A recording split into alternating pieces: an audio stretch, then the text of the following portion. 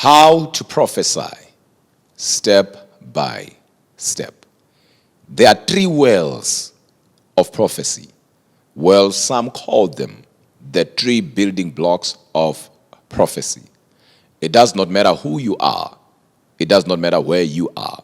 Without these three building blocks of prophecy, no one can prophesy. Absolutely no one. Ladies and gentlemen, the prophetic can be taught. I did not say one can be taught to become a prophet. I said the prophetic can be taught. When you read the Bible in the book of Luke chapter 11 verse 1 or Matthew chapter 6, you'll see that one of the disciples of Jesus came to him and said, Master, teach us how to pray. The word prayer is the word prosuke. Prosuke means two-way communication, meaning prayer is not an analog but a dialogue. If one can be taught how to speak to God, one can be taught how to hear from God. The three building blocks are very, very important of prophecy. However, before we get into them, I want us to deal with the word prophecy. What is prophecy? Prophecy is simply to give an inspired word of God. Those who are deep will say prophecy means giving or telling or revealing the mind of God towards a people, a place, or a situation. However, prophecy stands on two pillars, one on the left and one on the right. The one on the left is called forthtelling. Forthtelling is when you deal with the now. You deal with the present. You are dealing with things that are happening right now. The one on the right is called foretelling. This is where you deal with the future. You deal with things to come. The likes of Jeremiah and Daniel dealt with this pillar, or rather operated in this arm, the pillar, where they used to foretell, not forthtell. The first building block of prophecy, pay attention, and this is very, very important, is what we call prophetic revelation. What is prophetic revelation? Whenever we are talking about prophetic revelation, we are talking about the will of God. Yes, the will of God. Amos 3:7 declares, surely the Lord does nothing unless he reveals it to his servant, the prophet. So there must be a revelation of the will of God to the prophet, for the prophet to know the mind of God. So how does God do it? He does it through prophetic revelation. But there are methods that God will use to reveal his will to us. The way he's going to reveal it to me is not the way he's going to reveal it to you. That's why the most important thing is to know which method is God using to reveal his will to me. Job 33 verse 14 and 15 declares, God speaks once, yet twice, but man perceiveth it not. Verse 15 says, in a dream.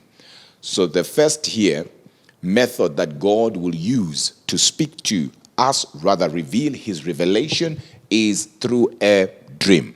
And of course, we have three types of dreams, and I don't want to get into that.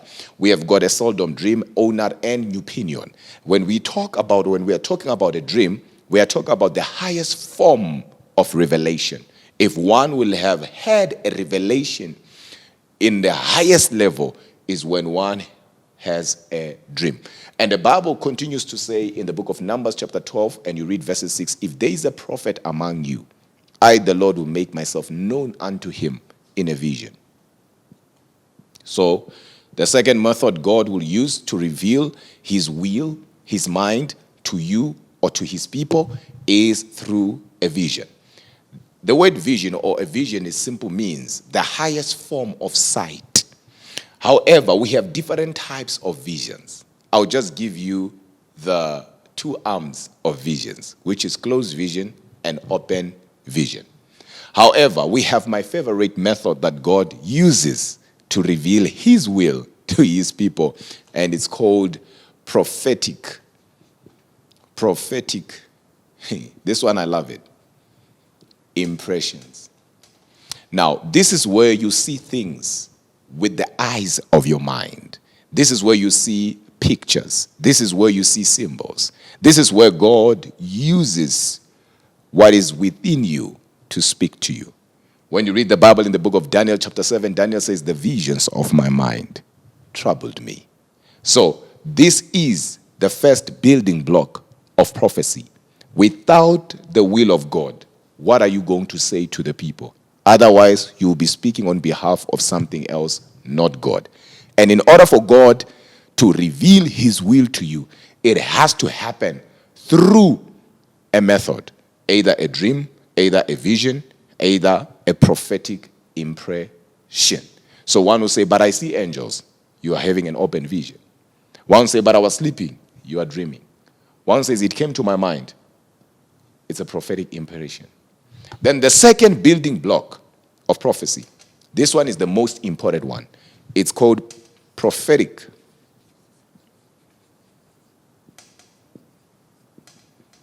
Prophetic interpretation.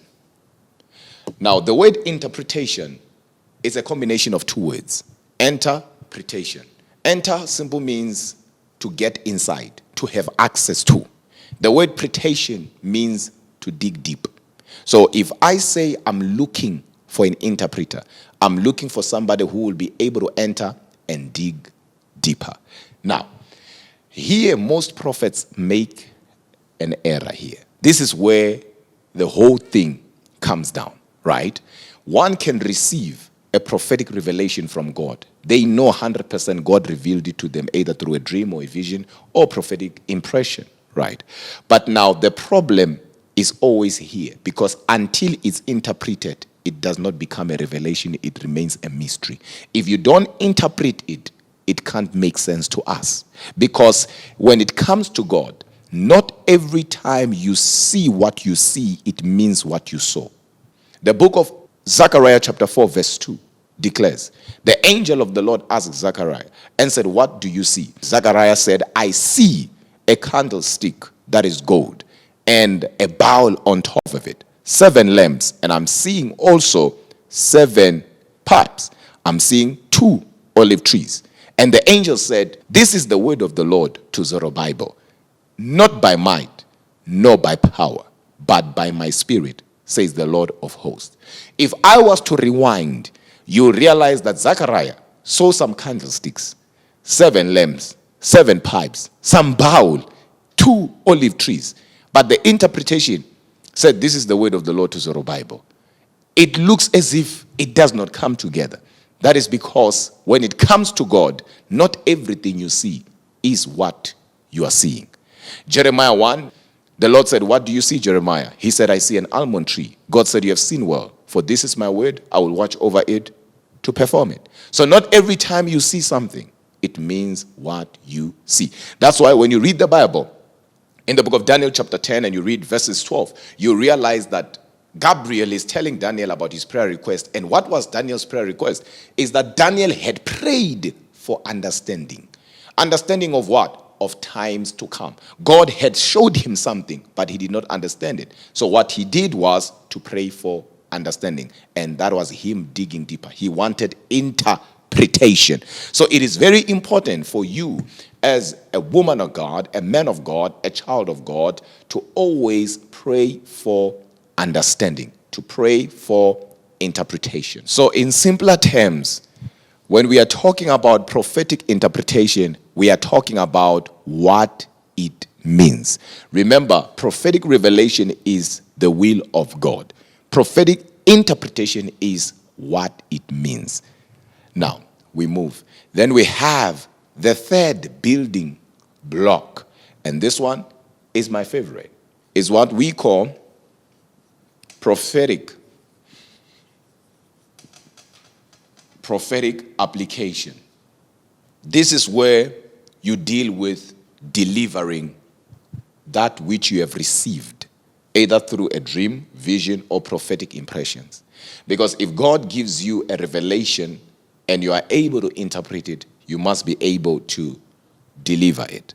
Your audience or the recipient of the prophecy or the prophetic word must know if what you are giving to them is an unconditional prophecy or conditional prophecy. Most importantly, you must know that.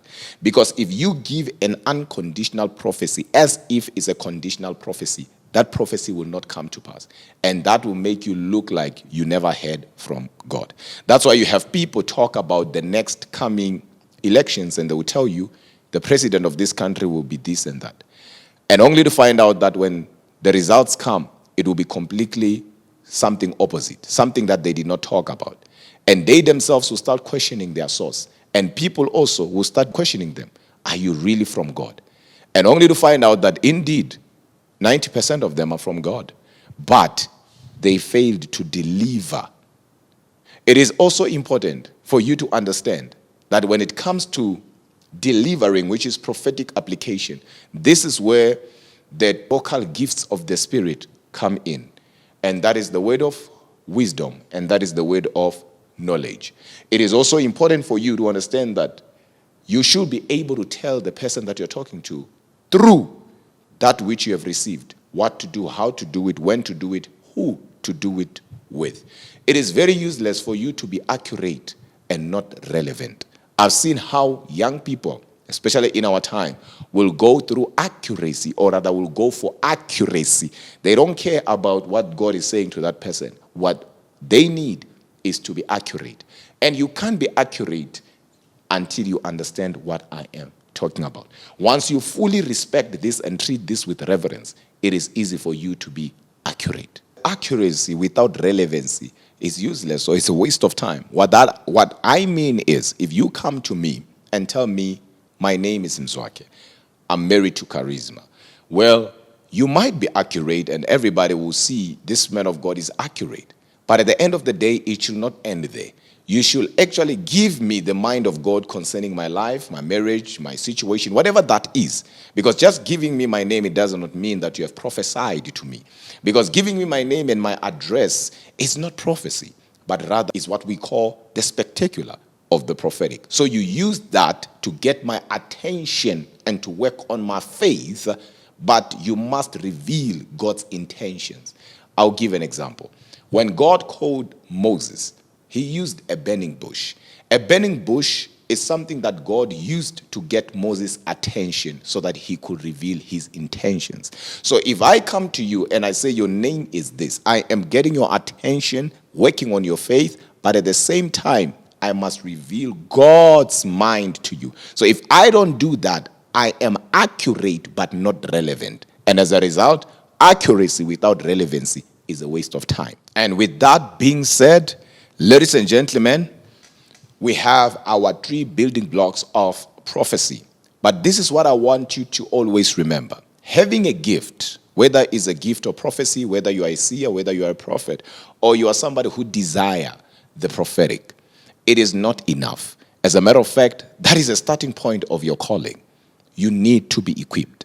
Hence, in the book of 2 Kings, we had a school of prophets. And not only that, even in the times of Samuel, Samuel had a company, a school of prophets. These people were born prophets. Some of them, their fathers were prophets. But they still had to go for what? For classes. And that is because the more you know, the more you function.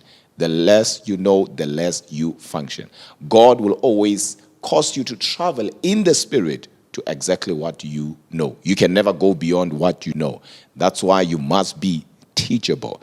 Do away with pride and be teachable. Because if you are teachable, you are leadable. And if you are leadable, you are ready to lead God's people.